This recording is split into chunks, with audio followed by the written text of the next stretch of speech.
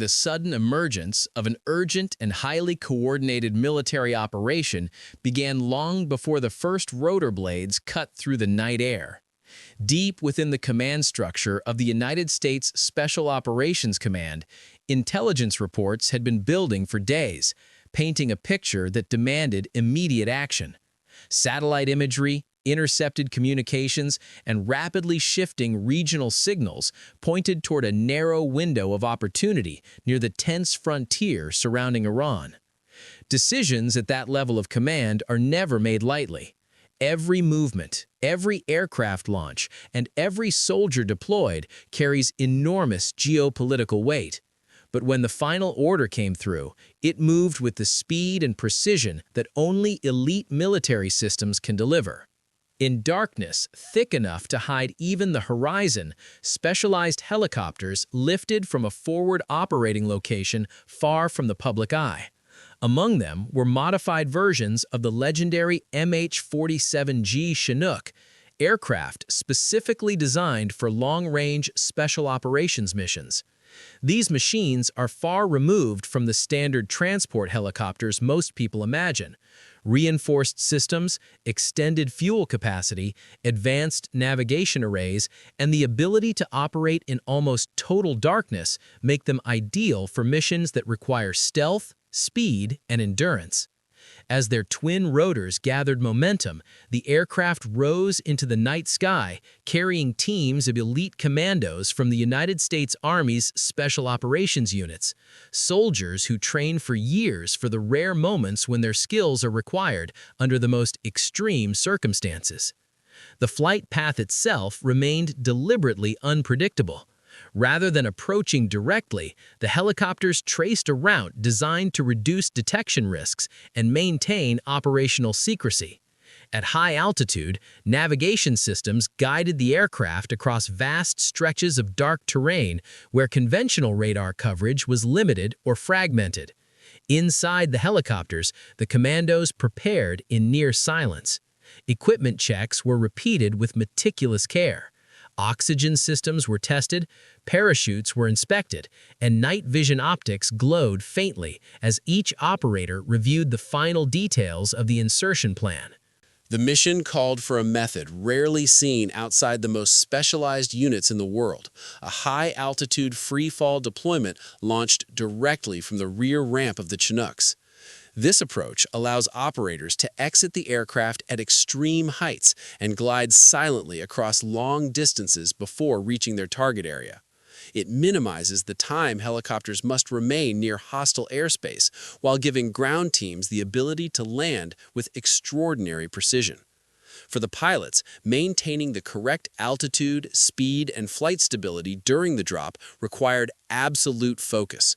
For the commandos standing at the edge of the ramp, it meant stepping into open sky, thousands of feet above unfamiliar terrain. As the aircraft reached the designated release zone, the internal lighting dimmed further, leaving only the faint glow of instrument panels. The ramp slowly lowered, and the rush of high-altitude wind filled the cargo bay. Beyond the edge of the helicopter stretched nothing but darkness and scattered clouds reflecting distant moonlight. One by one, the operators moved forward. Their heavy gear packs were secured tightly to their bodies, and their parachute systems were configured for the long glide that would follow the jump. At a signal from the jump master, the first commando disappeared into the night, followed seconds later by another, and then another, until a line of descending silhouettes spread across the sky far below the aircraft. From the ground, the event would have been nearly impossible to notice. High-altitude free-fall insertions are designed to be invisible to anyone not specifically watching for them. The operators deployed specialized parachutes only after falling silently for a considerable distance, allowing them to drift toward their landing points with minimal sound and minimal radar signature. Navigation devices mounted on their gear provided constant updates on wind conditions, direction, and altitude, helping guide each soldier toward a carefully selected landing area hidden within rugged terrain. The tension of the mission did not end with the jump. Once on the ground, the teams still faced the challenge of navigating an unfamiliar environment where every movement had to be deliberate and disciplined. Communications were limited to secure bursts of encrypted signals designed to avoid detection. Each operator carried equipment capable of gathering intelligence, marking coordinates, and coordinating with supporting forces positioned far beyond the immediate area. Every step taken across the rocky ground carried the awareness that the success of the entire operation depended on maintaining stealth. Back in the air, the Chinooks had already begun turning away from the insertion zone, disappearing into the night just as quickly as they had arrived. Their role in the operation was complete for the moment, but the pilots remained ready to return if conditions required rapid extraction. For aircraft crews trained in special operations aviation, missions like this represent the most demanding test of their profession. Flying at night through unpredictable weather and hostile environments requires a level of concentration that leaves no margin for error.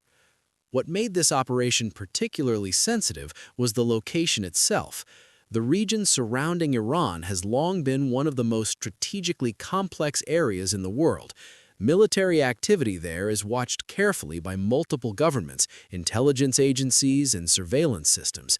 Even a small operation can carry enormous diplomatic implications if it becomes publicly known. That reality is one reason why missions of this kind rely so heavily on stealth, speed, and tightly controlled coordination between air and ground units.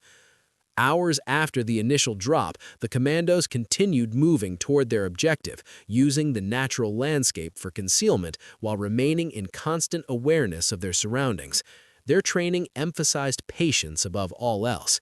Special operations forces understand that the most dangerous moment of any mission often comes not during the dramatic insertion, but during the quiet periods that follow, when fatigue, uncertainty, and environmental hazards can test even the most experienced soldiers.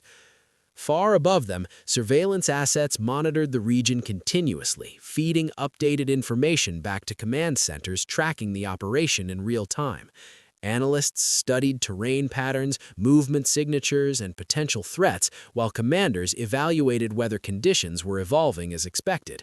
Every update carried weight because decisions made hundreds or thousands of miles away could influence the safety of the teams operating on the ground. Operations like this rarely become fully visible to the public. Much of the work performed by elite military units remains classified long after the missions themselves have concluded. What is known, however, is that the combination of specialized aircraft like the MH-47 Chinook, advanced parachute insertion techniques, and highly trained commandos represents one of the most sophisticated capabilities within modern military forces. These operations are designed for moments when conventional approaches cannot succeed, when speed and secrecy must work together in perfect coordination. As the night slowly moved toward dawn, the success of the mission would ultimately depend on countless small decisions made by the operators navigating the terrain below. Their preparation, discipline, and ability to remain unseen would determine whether the operation achieved its objectives or faded back into the shadows of classified history. Now the question turns to you. Do you think these kinds of high-risk special operations are becoming more common as global tensions rise? How important are elite airborne units and stealth insertions in modern military strategy? And should governments be more transparent about missions like these, or does secrecy remain essential for national security? Share your thoughts below, and if you enjoyed deep, documentary-style breakdowns of major global operations and military strategy, make sure to like the video, subscribe to the channel, and turn on notifications so you never miss the next story unfolding behind the headlines.